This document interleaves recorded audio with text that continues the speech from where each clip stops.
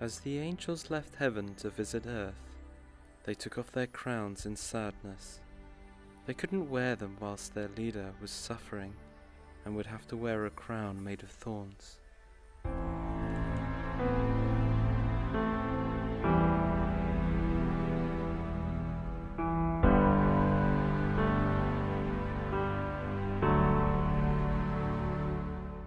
Satan and his angels were busy in the judgment hall, working to remove people's sympathy for Jesus. The atmosphere was heavy and polluted by their influence. The chief priests and elders were inspired by them to insult and abuse Jesus in a way that is most difficult for humans.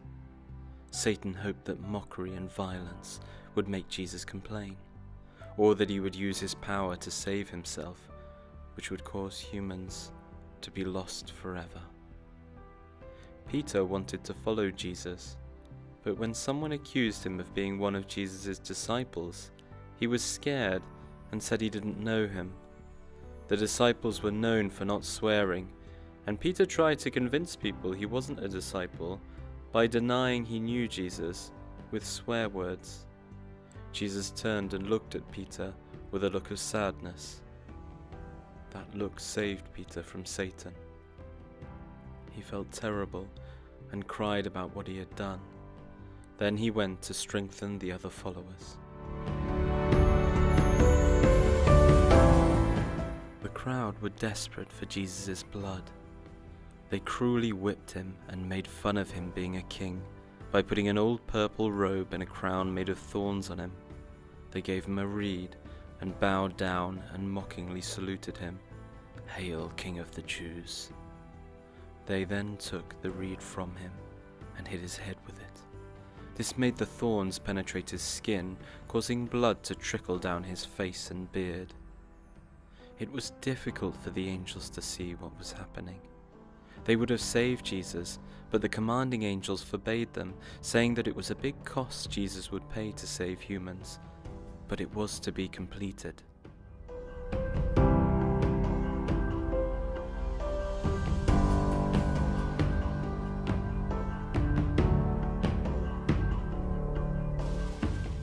Jesus knew that angels were watching his humiliation. The weakest angel could have caused the people bullying him to fall down powerless and rescue Jesus. He knew that if he asked his Father, angels would instantly rescue him. But it was necessary for him to suffer the violence of evil men in order to carry out the plan of salvation.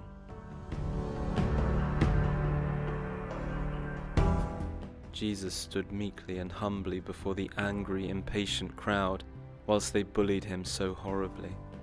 He didn't show any signs of anger as they spat in his face. That face that one day they will want to hide themselves from. The face that will give light to God's city and shine brighter than the sun. They covered his head with an old garment, blindfolding him, and then hit him in the face and shouted, "Prophesy! Who was it that smote thee?" The angels were very disturbed and would have immediately rescued him, but again their commanding angels held them back.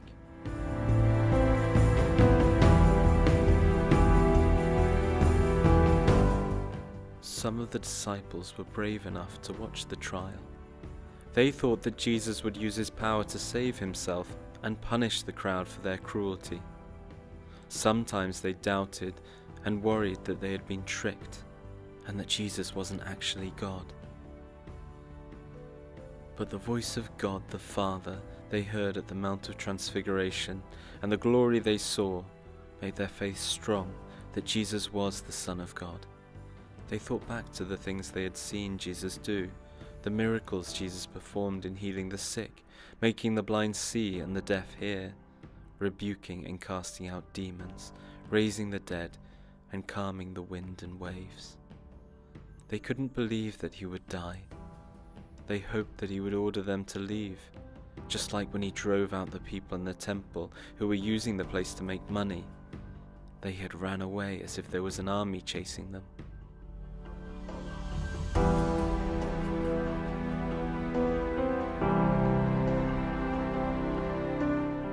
Judas deeply regretted and felt very guilty for betraying Jesus.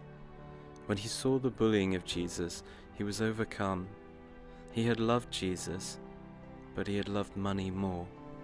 He didn't think that Jesus would allow the mob to take him. He had expected Jesus to work a miracle to save himself from them.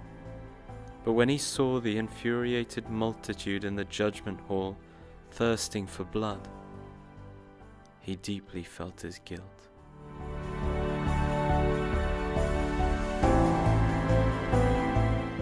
And while many were vehemently accusing Jesus, Judas rushed through the crowd, admitting that he had sinned and betrayed innocent Jesus. He offered the priests the money which they had paid him and begged them to release Jesus, saying that he was completely innocent.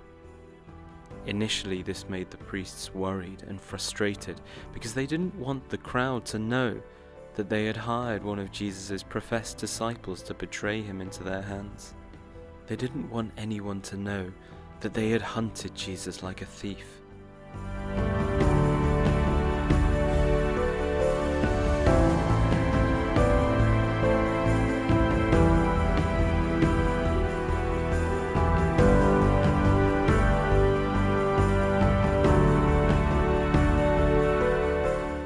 Judas's confession and his stressed, guilty appearance exposed the priests, showing that their motive for taking Jesus was because they hated him.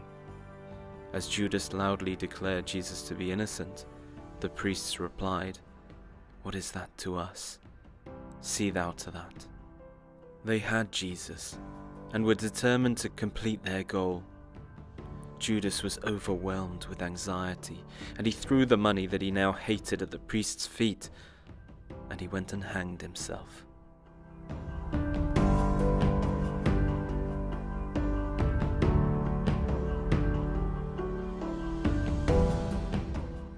There was still a lot of people there that supported Jesus, and they were amazed that he didn't answer the questions he was asked. Despite all the physical and verbal bullying, he didn't frown or show any sign that he was finding it difficult. People were amazed how he remained dignified and composed.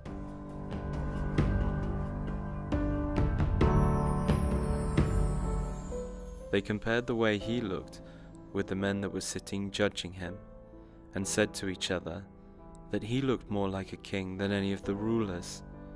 He didn't look like a criminal at all. He looked mild and noble. His patience and tolerance were so much better than normal humans that even Herod and Pilate were worried.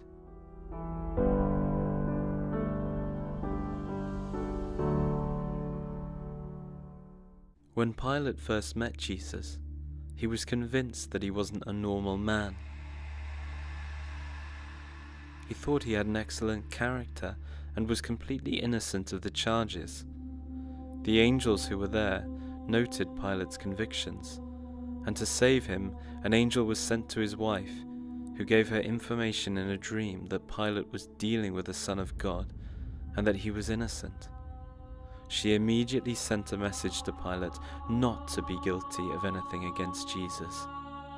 As Pilate read the message, he started shaking and turned pale, and decided to have nothing to do with putting Jesus to death. When Pilate heard that Herod was in Jerusalem, he was very relieved, because he thought that he could put all the responsibility and guilt onto Herod. Therefore, he quickly sent Jesus to him for him to decide what would happen. Herod's sin had made him selfish and stubborn. Murdering John the Baptist had left him feeling guilty, and when he heard about Jesus and the amazing things he was doing, he was worried that he was John the Baptist risen from the dead. When Pilate handed Jesus over to him, Herod thought that Pilate did it to acknowledge Herod's authority. Herod and Pilate had been enemies, but this event made them friends. Herod was pleased to see Jesus, expecting him to entertain him with a miracle. However, Jesus didn't perform miracles to satisfy curiosity or for his own safety. His divine power was used to help others and save their souls.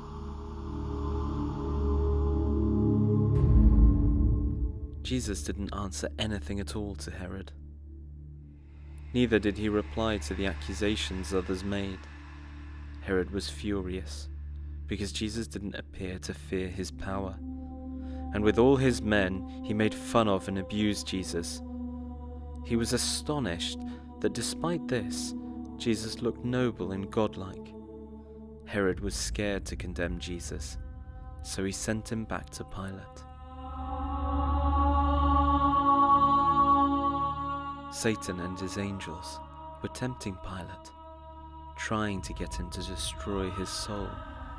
They gave him the thought that if he didn't condemn Jesus to death, then others would, because the crowd wanted him killed.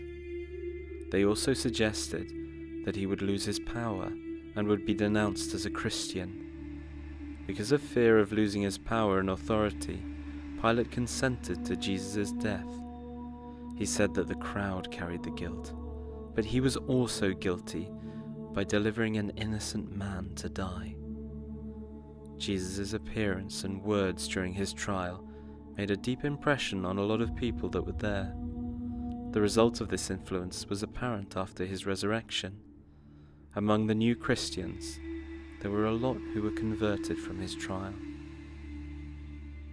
Satan was furious that all the cruelty that he had led the Jews to inflict on Jesus hadn't caused him to complain once. Although Jesus was in a human's body, he was sustained by a godlike fortitude and did exactly what God the Father wanted him to do.